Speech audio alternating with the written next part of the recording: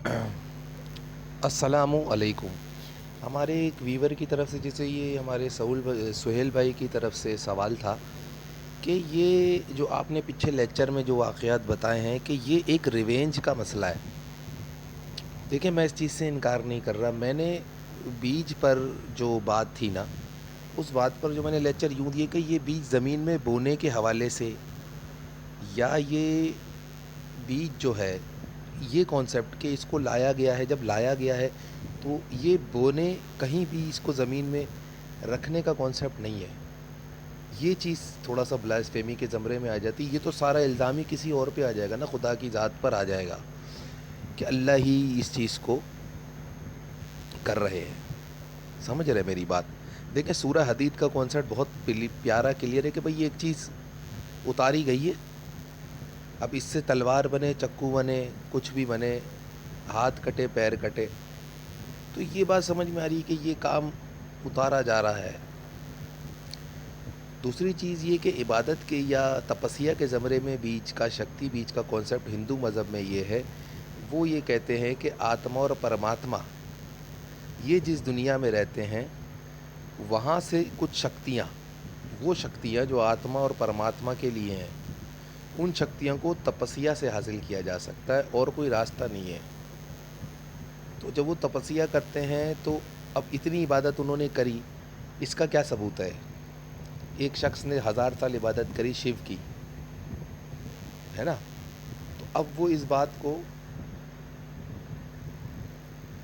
का उसके पास क्या सबूत है उसने इबादत करी? तो परमात्मा क्या करते हैं, इसके एवज़ उनको उस तपस्या के बदले शक्तियाँ देते। तो इससे पता चलता है कि इसने तपस्या की है। अब मिसाल के तौर पे मैं बचपन से नमाज़ पढ़ रहा हूँ, आज मुझे 40 साल हो गए, 50 साल हो गए। अब मैं किसी को बोलूँगा कि मैंने 50 साल से नमाज़ पढ़ रहा हूँ, तो मेरे पास उस कोई सबूत है मेरी नमाज का? नहीं है। हाँ, माथे के ऊपर एक निशान आ रहा होगा, बस इतना ही होगा, बोलेगा हाँ यार ये नमाज़ी है। तो इबादत का कोई ना कोई एविडेंस होता है हर मज़हब में, हर मज़हब में एविडेंस होता है। तो इसी तरह जो अवतार होते थे हिंदू मज़हब में, उनके पास एविडेंस होते थे, और जो जितनी ज़्यादा इबादत करता था वो उतना ही ज़्यादा आगे जाता था। अब भगवान राम दिखाए हैं और रावण, अब इन दोनों में मुकाबला होता है, जीत हो जाती है भगवान राम की। जो भी किस्से में लिखा है, इनके मुकाबले की वजह क्या है, किस चीज़ का रिवेंज है? तो अवतारों के बीच ही हो रहा है ना, अवतारों के बीच ही इंतकामन कार्रवाई हो रही है। लेकिन रावण हार यूँ जाता है कि राम अपने कैरेक्टर और अपने हथियार और अपने अक़ीदे में बहुत मज़बूत है परमात्मा से, ये बात है। यानी राम वो आत्मा है जो परमात्मा की ख़ास शक्तियों का मज़हर है। और इसी तरह रावण भी, वो भी जैसे रावण की लंका वो बनाता है, जहाँ पर वो दुश्मनों को डाल देता है, ये इसका खौफ इतना होता है कि ये रावण की लंका, अल्लाह अल्लाह, है ना? तो बताने का मेरा मकसद ये है कि परमात्मा में से ही अवतार आ रहे हैं। अब परमात्मा जिसको जो दे रहा है वो दे रहा है, तपस्या दे रहा है। अब हज़ारों साल के पहले ये झगड़ा इनका हुआ, राम जीत गए और जो अपना रावण थे वो हार गए। लेकिन इस हार के अंदर एक रिवेंज छुपा हुआ है। हिंदू मज़हब में इस बात को ऐसे बताया, अब कलयुग की शुरुआत से पहले, यानी कलयुग इस दुनिया को कहते हैं, कलयुग इस दुनिया को कहते हैं, इस दुनिया की शुरुआत से पहले भी कोई लड़ाई हुई है। कहाँ हुई है भाई? ज़मीन में, आसमान में, किस जगह हुई है? कोई रिलम दिया है, रिलम मतलब मैदान। इनको लड़ने के लिए कोई मैदान, कोई जगह, कोई सन्नाटा, कोई रियून, कोई भी जगह दी है जहाँ लाशें गिरेंगी, जहाँ खून बहेगा, जहाँ पर जो भी होगा लड़ाई होगी। तो अब वो ये बात सारा सामने आ जाती है कि रिवेंज का कॉन्सेप्ट ये है कि कोई जीत गया, कोई हार गया। जैसे दो भाई हाबिल काबिल, एक की अल्लाह ने कुछ मंगवाया, एक का पसंद आ गया, एक का नहीं पसंद आया तो एक को रिवेंज आ गया, है ना। इस अमल पे अल्लाह तबारक व ताला ने एक एक की शिकस्त होगी, एक जीतेगा, इस तरह की बात है रिवेंज। अब सवाल ये पैदा होता है कि राम का जो ताल्लुक़ दिखाया है वो सांप से दिखाया है। परमात्मा ने जो उनका रवैया रखा है, जो उनका ताल्लुक़ रखा है, लेकिन रावण का ताल्लुक़ सांप से नहीं है, यानी शिव। अब भगवानों के नाम होते हैं, परमात्मा एक भगवान इनको दे देते हैं। परमात्मा एक भगवान की जिसमें शक्तियाँ हैं, जैसे शिव है। अब वो शिव जो है वो राम के साथ है और राम जीत गए। किससे? रावण से। अब रावण के साथ कौन है? रावण के साथ है शैतान। आप समझ रहे हैं? ये कॉन्सेप्ट दिखाया है।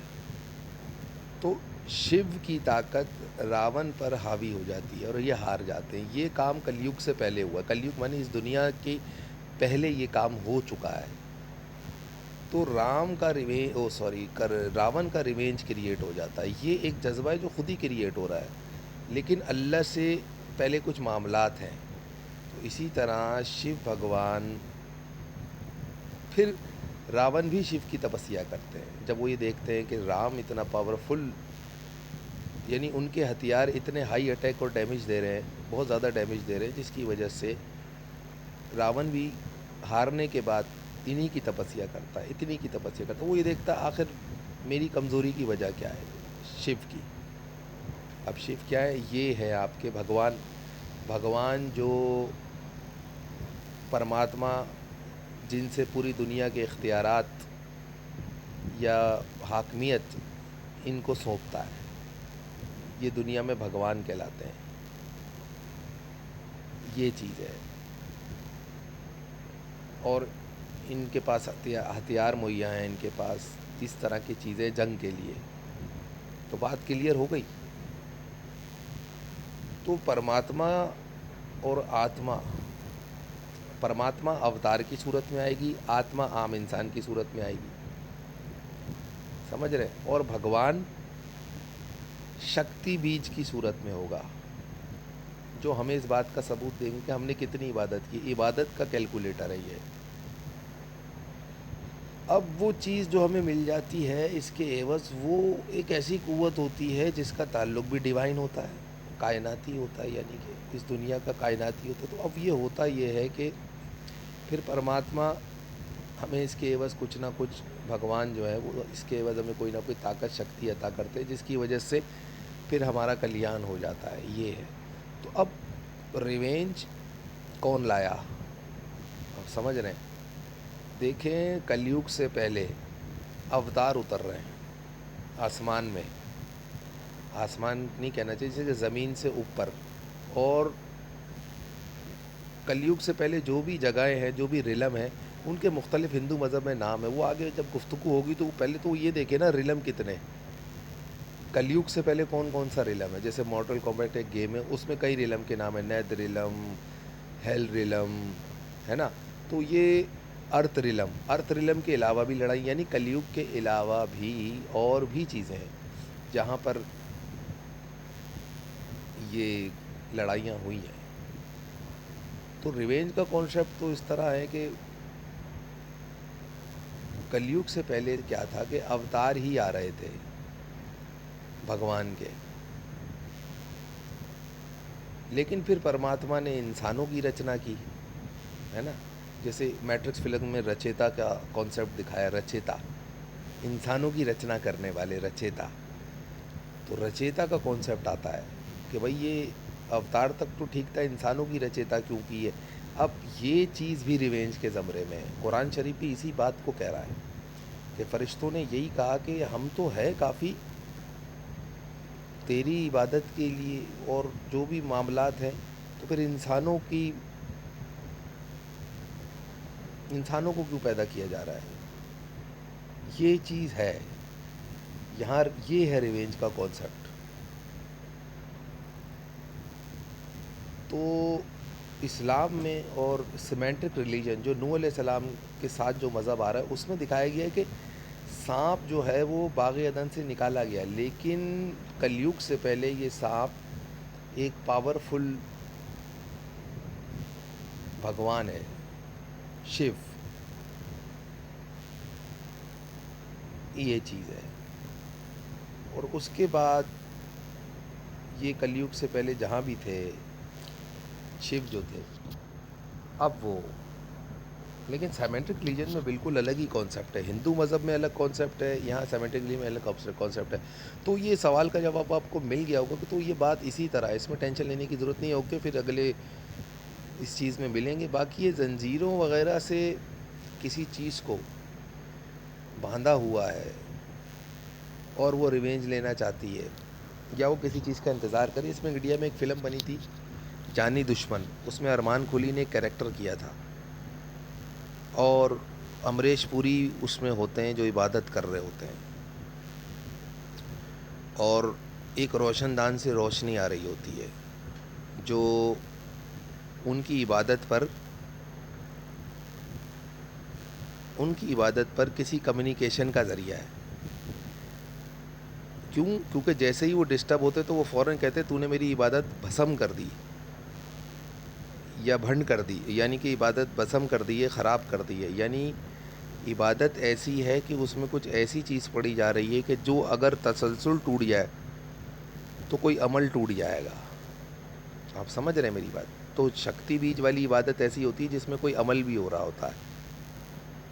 नमाज में तो हम नमाज़ पढ़ रहे होते ना, नमाज तोड़ दी किसी ने, आगे से गुजर गया, पीछे से आ गया, तीसरा आदमी कहता भाई नमाज ख़राब हो गई, दोबारा पढ़ो। तो ये नमाज ख़राब हो गई, अल्लाह और बंदे के बीच कैसे पता लग रहा है? तो एक ऐसी चीज़ भी है जो रूहानी रोशनी या रूहानी मदद, ये भी रूहानी रोशनी भी होती है। जब आत्मा और परमात्मा के बीच इबादत हो रही होती है तो एक रूहानी रोशनी इस चीज़ पर आपको बधाई दे रही होती है या आपसे खुश हो रही होती है, और वो आपके बीच कम्युनिकेशन कायम करती है। ये काम है हमारे नूर का। ये जो नूर होता है ये अल्लाह और बंदे के बीच में एक कम्युनिकेशन होता है इबादत के दौरान। अगर नहीं है तो फिर वो बहुत ही गुनाहगार इंसान हो जाता है, वो बहुत ही पस्ती की तरफ चला जाता है, ऊंचाई से नीचाई की तरफ जाता है। अगर ये कम्युनिकेशन टूट जाए तो फिर इंशाल्लाह अगली वीडियो के साथ मिलते हैं। तो कुरान में यही कहा गया है कि अल्लाह नूर व समावाती वल अर्द है, कि अल्लाह ही वो ज़मीन और आसमान का नूर है, कि जिसके ज़रिए से हम अल्लाह से अपनी इबादतों के ज़रिए मुलाकात करते हैं, मिल सकते हैं, एक ताल्लुक़ कायम रहता है। अगर ये अल्लाह जो ज़मीन और आसमान का नूर है, यानी अल्लाह जो ज़मीन और आसमान का नूर है, दो चीज़ें हो गई ना, अल्लाह भी है, नूर भी है, एक चीज़ के दो नाम बता रहे हैं। तो अल्लाह के अंदर से ही ये रोशनी का कॉन्सेप्ट आ रहा है। जैसे कुरान में भी जिक्र है ना, अल्लाह की मिसाल एक दरख्त की तरह दी है जिसमें से रोशनी निकलती है, जब पूरा जहान जगमगाता, अभी रोशनी जहाँ जहाँ जा रही है अल्लाह की रहमत से हर चीज़ जगमगा रही है। तो यही वो चीज़ दिखा रहे हैं उस फिल्म के अंदर। लेकिन अरमान कोहली का कॉन्सेप्ट ये है कि शिव का जो ताल्लुक़ दिखा, वो शिव का बहुत बड़ा भक्त दिखाया है। शिव का बहुत बड़ा भक्त है, और इतना बड़ा भक्त है, इतना बड़ा भक्त है शिव का कि वो जब तपस्या के गुनाह में आ जाता है, यानी तपस्या तोड़ने की गलती उससे हो जाती है। आप देखिएगा ये फ़िल्म बड़ी सबक आमोज़ फ़िल्म है, जानी दुश्मन नाम है इस फिल्म का। तो वो सख्त परेशानी में आ जाता है और फिर एक बदवा वो साधु उन्हें देते हैं कि जो उनकी तपस्या को, वो अच्छा साधु तपस्या कर रहे हैं परमात्मा की, और अरमान कोहली जो है वो शिव का भक्त है। तब होगा कि परमात्मा से इबादत करते हुए, देखिए बड़ी गहरी बात मैं कर रहा हूँ, परमात्मा से इबादत करते हुए शिव के भक्त ने वो इबादत ख़राब की तो शिव के भक्त को बदवा मिली परमात्मा की। आप समझ रहे हैं? तो उसका जिस्मानी वजूद एक ऐसे वजूद में तब्दील हो गया कि जो वो रेंगने वाला है। अब ये दिखा ना उस फिल्म में, फिर वो अपना रूप भी बदलता है, तो फिर वो रेंगने की कैफियत, यानी सबक आमोज़ फिल्म है। फिल्म के अंदर कुछ और भी बताया जा रहा है जो आपको समझना है, ये चीज़ है। अब वो कॉन्सेप्ट ये दिखाया है कि उसको भी शिव की तरफ से शक्ति बीज है शक्ति बीज है उसके बाद। तो ये चीज़ शक्तियों का एक सबूत होता है जिसने जितनी इबादत करी। अब इबादत किसकी? शिव की, भगवान की। नूर या परमात्मा की इबादत की बात वो नहीं कर रहा। तो इस तरह आपकी समझ में ये बात आ गई होगी। अब उसके बाद वो एक इतनी हाई ताकत का मज़हर बन जाते हैं कि उनको बहुत ज़्यादा पावर भी प्राप्त होती है। लेकिन एक इसमें ये दिखाया कि वो अपने हाथ पैर के साथ भी, एक रूप ये भी है और दूसरा वो रेंगने वाला रूप भी है, दोनों रूप हैं उनके।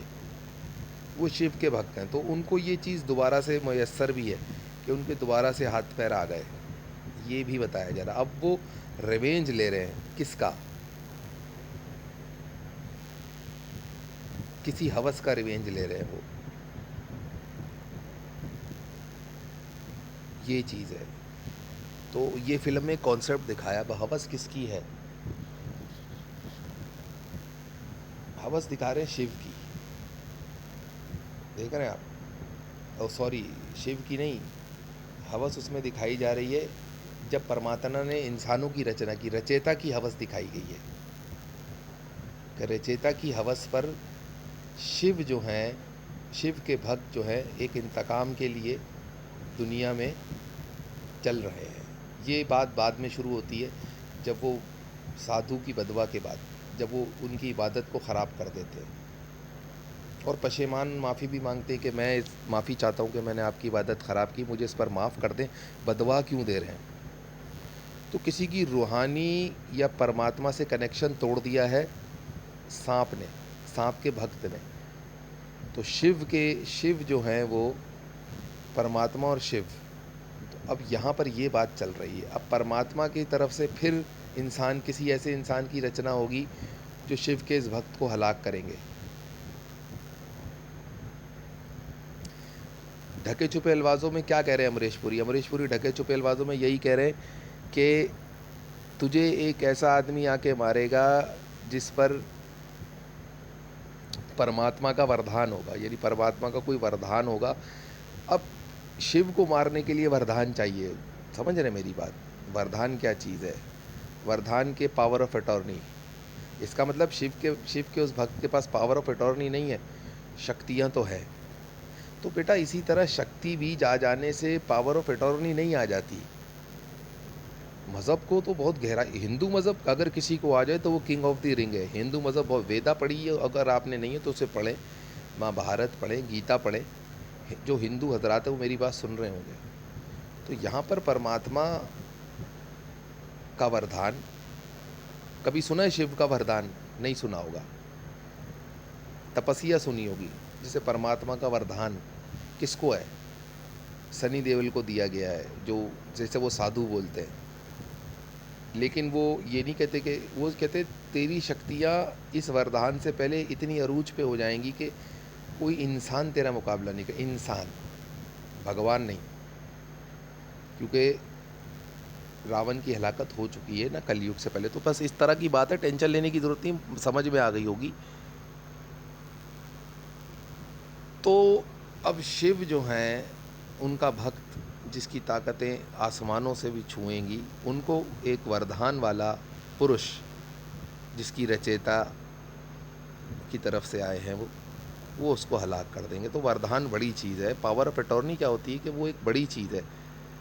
और मुकाबले के तौर पर अगर भगवान तपस्या के एवज किसी को कोई कुव्वत दे भी देता है तो वरदान वाले बंदे भी उसका इस्तेमाल कर सकते हैं, मगर वरदान भारी पड़ता है। लेकिन इस हवाले से शाहरुख खान ने भी एक डॉन फिल्म बनाई थी जिसमें वरदान का कैरेक्टर है और वही सारी फिल्म में घूम रहा होता है। तो बस सही है, यही बता रहा था। तो ये क्लियर हो गया होगा कॉन्सेप्ट। इंशाल्लाह फिर मिलते हैं। बहुत शुक्रिया।